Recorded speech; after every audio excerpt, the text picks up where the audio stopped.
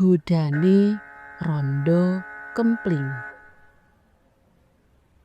Sing jenenge dadi randha ning ndi wae, kapan wae lan kepriye wae tansah dadi kembang lambe. Ngene salah, ngono luput. Rikalane lagi masuk angin, arep njaluk tulung tangga wis dicubriyani sing ora-ora. Kaya kahanane Bu Sumirah, kanca nunggal kantor, malah nunggal ruang karo aku. Tak sebut randha kempling, kaya unine cakepan tembange mantos. Busum dadi randha merga kakunge mati kacilakan lalu lintas.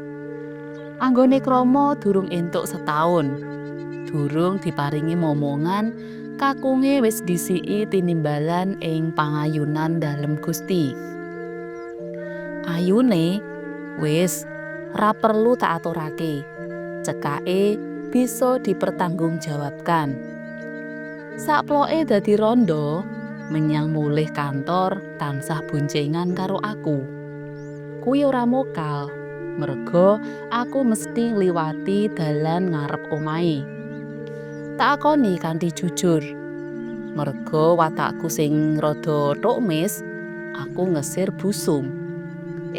Lah kok paribasan gayung bersambut. Aku memaklumi, merga jejeri randha isih muda wis setahun ora kambah. Cara wong urip ngono, istilahe busum ngelak. Sekawit mung tak sembranani. Suwene-suwe, mbuh wis tekan ngendi lan ping pira aku lan busum selingkuh. Niru bahasane cah enom saiki. Jare selingkuh kuwi selingan indah, keluarga tetap utuh. Sawijining dina Setu, bubaran kantor. Jengsung, selak kesusu kondur pora. Piye? Ana apa? Ana kersa apa, Mas? Busum genti takon. Nek ora ana acara arep takjak ning Bethesda. Pilek sapa? Sapa sing gerah? Mbak Yu po? Pitakone notol. Ora jeng, arep takjak ngicipi gado-gado ning parkiran rumah sakit Bethesda. Enak tenan lho jeng. Semaurku rada ragu-ragu, kuwatir yen pangajakku ditampik. Jengsum gumuyu. Lah gene ki ngarep nraktir. Kok ndadak dikalang-kalang ngendikane to, Mas? Mas, lah ya sanggup wae to.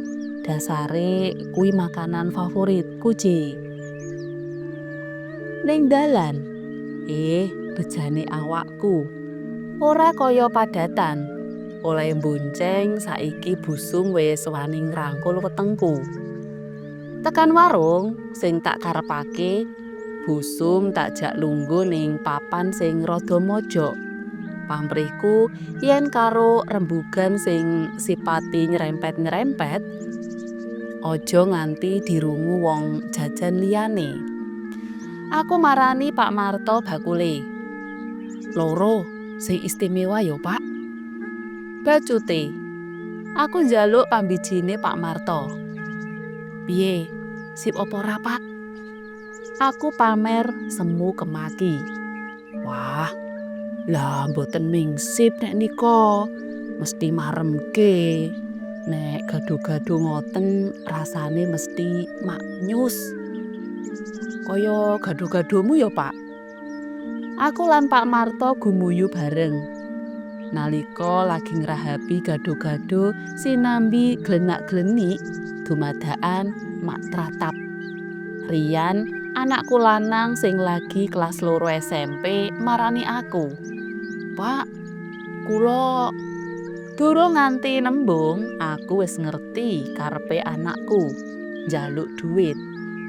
Rian tak ulungi puluhan ewon sak lembar. Welingku bisik-bisik. Rasah matur ibu lho, Le. Beres pun, Pak. Rian banjur ngadoh, merga dheweke arep jajan bakso karo kanca-kancane. Piye Mas, nek diaturke Mbak Yu? Jebul Busum wis ngerti menawa Rian kuwi anakku. Beres. Jeng Sumaurak ya wis mireng to tembunge anakku. Beres. Aku ngayem-yemi. Jagung bakarane lho Mas. Kandhane Busum njaluk tanggung jawabku. Ora mung jagunge, yen perlu sak janggel-janggele jeng.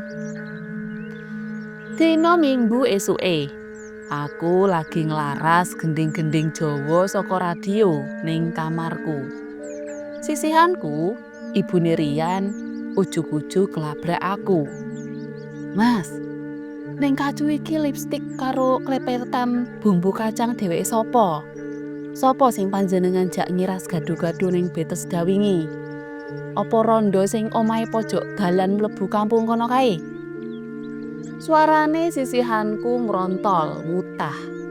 Aku dhewe njur kelabaan. Ning aku ya mung trima meneng.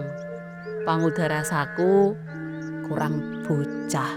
Wis diweling-weling supaya ora matur ibune. Ya tetep wae laporan yen aku jajan karo wong wedok liya. Karo meneh paribasan wong nyimpen batang suwening suwe ya mesti mambu. Tanpa sapengertenku ngerti-ngerti sisihanku wis ngeslah pit motor bablas nglabrak Busum. Esuke neng kantor Busum aweh laporan marang aku. Semaurku marang sisihanku. Aku kapok njaluk ngapuramu ya Bune. Ning kapokku ya kapok Lombok. Sakalane krasa pedes. Sesuk tak baleni maneh. Kepara sesambunganku karo Busum sansaya adoh. Aku sakloron wis kekipu ning palendutan. Esuk sadurunge budal menyang penggawean kaya padatan.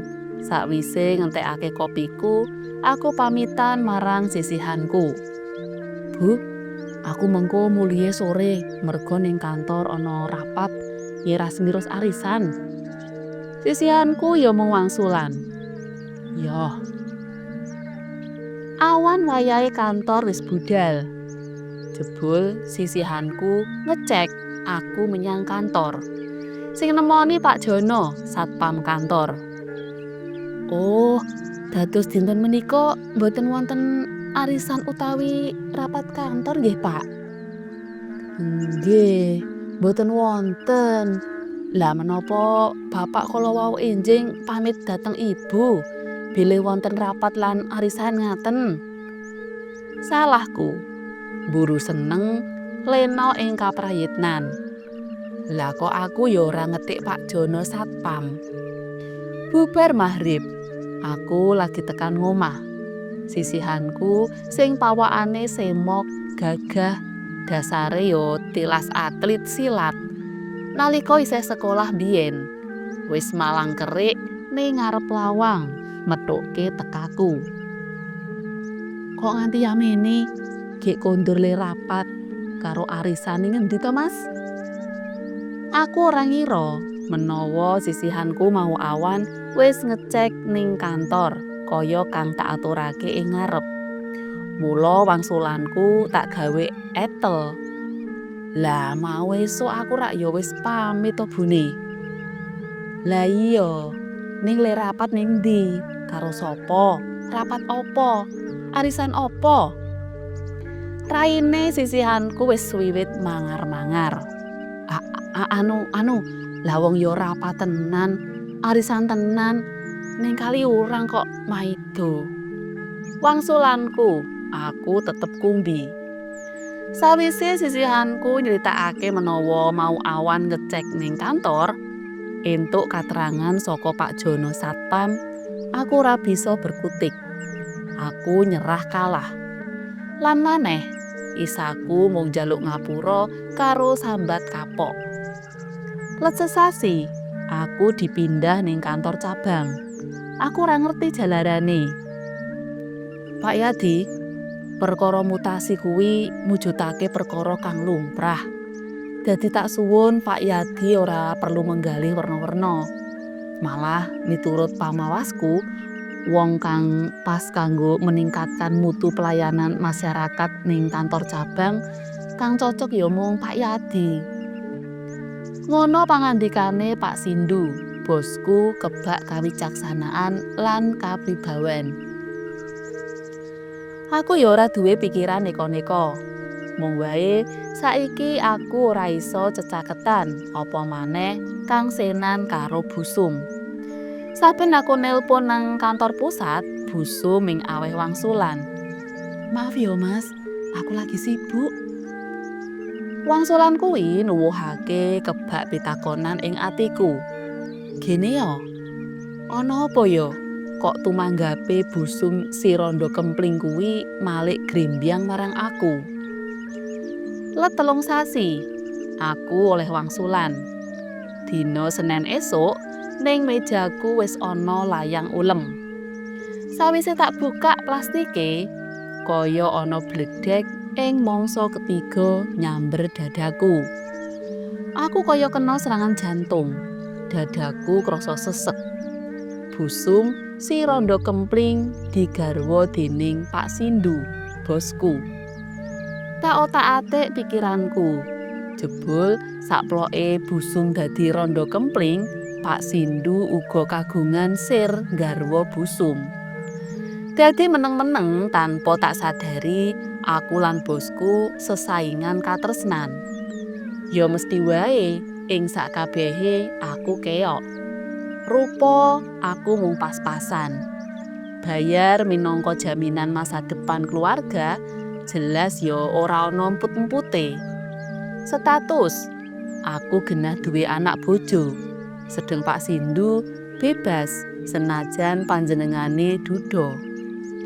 Tekan ngomah, uleman mau sengaja tak glethekke ning meja cedhak pawon. Ben sisihanku cepet nemokake. Njur maca. Sorene ning kamar makan, sisihanku karo klecam-klecem sajak nyemoni aku. Kandhane, "Sok nek njagong aku dijak lho Mas." Cutha.